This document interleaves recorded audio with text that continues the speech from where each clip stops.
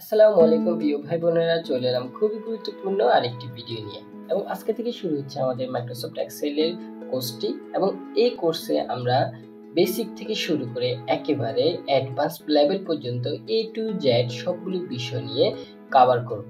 এই কোর্সটি সকলের জন্য প্রযোজ্য, যারা একেবারে নতুন রয়েছেন এবং যারা কিছু জানেন কিন্তু অ্যাডভান্স লেভেলের অনেকগুলো কাজে আপনারা করতে পারেন না। বিশেষ করে আপনারা যারা অফিস ম্যানেজমেন্টের কাজে রয়েছেন তাদের জন্য এই কোর্সটি খুবই গুরুত্বপূর্ণ। এছাড়া যারা ডাটা অ্যানালাইসিস সম্পর্কিত বিস্তারিত ডিটেলস জানতে চান তাদের জন্য এই কোর্সটি খুবই গুরুত্বপূর্ণ। চলুন কথা না বাড়িয়ে সবার প্রথমে আমরা এখানে বেসিক নিয়ে আলোচনা করব। আর বেসিক নিয়ে আলোচনা করতে হলে আমাদের এই যে 12টি টপিকস রয়েছে, এই টপিকসগুলো নিয়ে আলোচনা করব এবং প্রত্যেকটি টপিকস নিয়ে বিস্তারিত আলোচনা করার পরে আমরা অ্যাডভান্স লেভেলে যাব। এবং অ্যাডভান্স লেভেলে আমরা মূলত টপিক ওয়াইজ করব, অর্থাৎ কিভাবে স্যালারি শিট তৈরি করতে হয়, কিভাবে আমাদের একটি ড্যাশবোর্ড তৈরি করতে হয়, কিভাবে পিভিট টেবিল তৈরি করতে হয়, সবগুলো বিস্তারিত অর্থাৎ টপিক ওয়াইজ করব।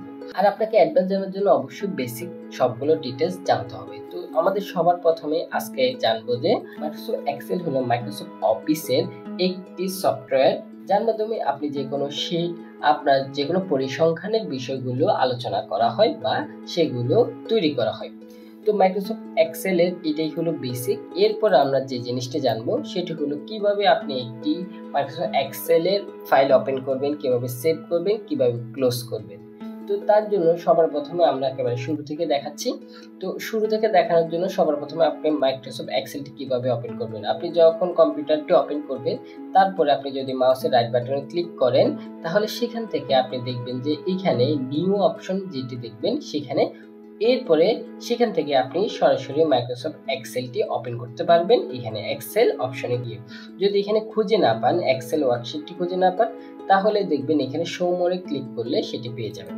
আচ্ছা, এরপর এখানে মাইক্রোসফট এক্সেলে ক্লিক করলে মাইক্রোসফট এক্সেলের একটি অটো ফাইল তৈরি হয়ে যাবে, অর্থাৎ আপনার একটা ডিফল্ট নাম দিয়ে সেটি তৈরি হয়ে যাবে। সেটি জাস্ট ক্লিক করলে আপনাকে ফাইলটি সেভ এবং সাথে তৈরি হওয়া দুইটাই হয়ে যাবে। এবং এটি কিন্তু আপনার ইন্ডেক্স ফাইল হিসেবে তৈরি হবে, অর্থাৎ এরকম একটি শীট দেখতে পাবেন আপনারা। এরপরে আপনি যদি নিজে নিজে তৈরি করতে চান, অর্থাৎ নিজে যদি সফটওয়্যার থেকে তৈরি করতে চান, তাহলে সেক্ষেত্রে আপনাকে এখানে আপনার যে মেনু বারগুলো রয়েছে সেখান থেকে এক্সেলটি ওপেন করে নেবেন, সফটওয়্যারটি ডাবল ক্লিক করলে ওপেন হয়ে যাবে। অথবা আপনার টাস্ক বারে যদি থাকে তাহলে সেখান থেকে আপনি ক্লিক করে নতুন একটি ফাইল ওপেন করে নিতে পারবেন। এভাবে আপনি ফাইল ওপেন করবেন। এরপর আপনি এখানে যাবতীয় যত কাজ সেগুলো করবেন।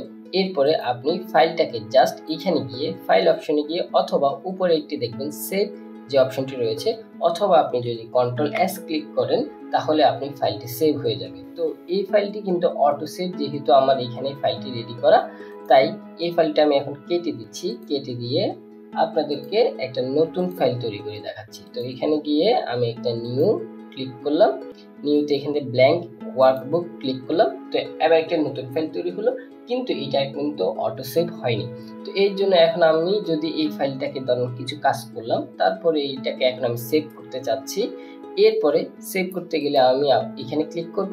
এখানে ক্লিক করার পরে এখানে সেভ অথবা সেভ এস, তো সেভে ক্লিক করলে আপনার ডিফল্ট যে ফোল্ডারে আপনার ড্রাইভে গিয়ে সেভ হয় সেখানে সেভ হবে। আর যদি সেভ এসে ক্লিক করেন তাহলে এখান থেকে আপনি নিজে ব্রাউজ করে আপনি কোথায় সেভ করতে যাচ্ছেন, আপনি ডকুমেন্ট ফোল্ডারে সেভ করতে যাচ্ছেন নাকি অন্য কোনো ড্রাইভ সেভ করতে যাচ্ছেন, সেটির উপর নির্ভর করে সেখানে যাবেন।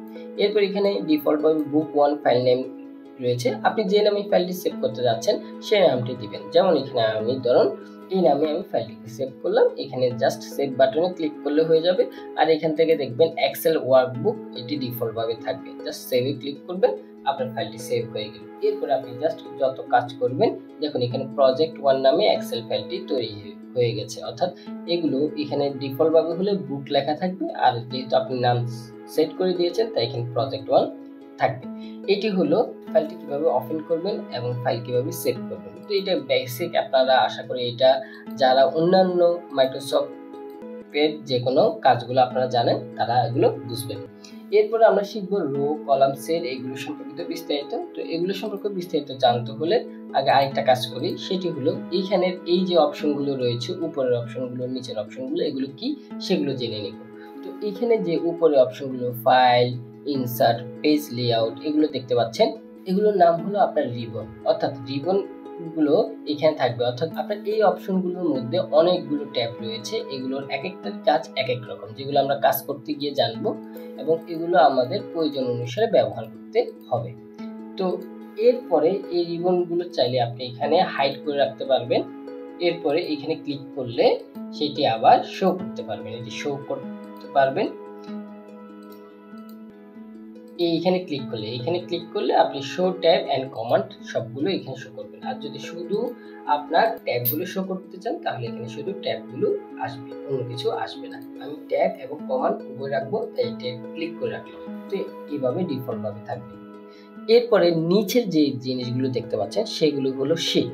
আপনি এখানে চাইলে একই ফাইলের ভিতর অসংখ্য শীট বানাতে পারবেন। শীট মানে হলো প্রত্যেকটি পেজ, অসংখ্য পেজ তৈরি করতে পারবেন, অসংখ্য শীট এখানে তৈরি করতে পারবেন। এরপর এখানে ক্লিক করলে আপনারা দেখবেন যে শীট তৈরি হয়ে গেল। এই শীটের কাজ প্রত্যেকটি কাজ আলাদা আলাদা। তো আপনি এখানে শীট তৈরি করলে, অর্থাৎ আপনি যেরকম একটি বইয়ের মধ্যে অনেকগুলো পৃষ্ঠা থাকে, তার মানে প্রতিটি শীট মানে এক একটি পৃষ্ঠা আপনার জন্য। তো এইভাবে করে আপনি অনেকগুলো শীট তৈরি করতে পারবেন আপনার প্রয়োজন অনুসারে। যতগুলো শীট আপনি চাইলে এই শীটগুলোর এখানে রাইট বাটনে ক্লিক করলে আপনার এগুলো রিনেম করে দিতে পারবেন। শীটটা কি নামে করতে যাচ্ছেন, যেমন আমার এখানে এই যে শীটটি, এটি আমি ধরুন আপনাদেরকে কাজ করব তাই বেসিক নিয়ে আলোচনা করছি, তাই এখানে বেসিক লিখে দিলাম। তাই এটা হলো মানে এই শীটটিতে আমি বেসিক বিস্তারিত ডিটেইলসগুলো আলোচনা করব। এছাড়া আপনি চাইলে শীটগুলোকে ট্যাব কালার করে দিয়ে আপনার শীটগুলোর এই যে এখানে কালার সেট করে দিতে পারবেন। তো এগুলো হলো একেবারে বেসিক জিনিস, আশা করি এগুলো বুঝতে পেরেছেন। এরপর হলো আমরা যে টপিক সেটি হলো রো, কলাম, সেল। এগুলো কি দেখুন, সবার প্রথমে আগে সেলটি বুঝে নেন। এই যে সেল মানে হলো আপনি যখন আপনার কার্সর বারটি যে কোনো বক্সে নেবেন, এই যে বক্সে নিলাম, এই বক্সের যে এরিয়াটুকু সে দখল করলো, অর্থাৎ সেল মানে হলো একটি ঘর, অর্থাৎ প্রত্যেকটি ঘর মানে এক একটি সেল। আবার এই সেলের মধ্যে দেখুন এখানে অসংখ্য সেল মিলে হয় রো, অসংখ্য সেল মিলে হয় কলাম। কিভাবে হচ্ছে সেটি দেখাই। আগে সবার প্রথমে রো, যেমন এখানে আমি ক্লিক করলাম, এই যে এই রেখাটি হলো একটি রো, এই রেখার ভিতরে এখানে দেখুন অসংখ্য সেল আছে। তবে আমি যদি কোনো কলাম সেট না করি তাহলে এটি পুরোটা মিলিয়ে একটি সেল হয়ে যাবে।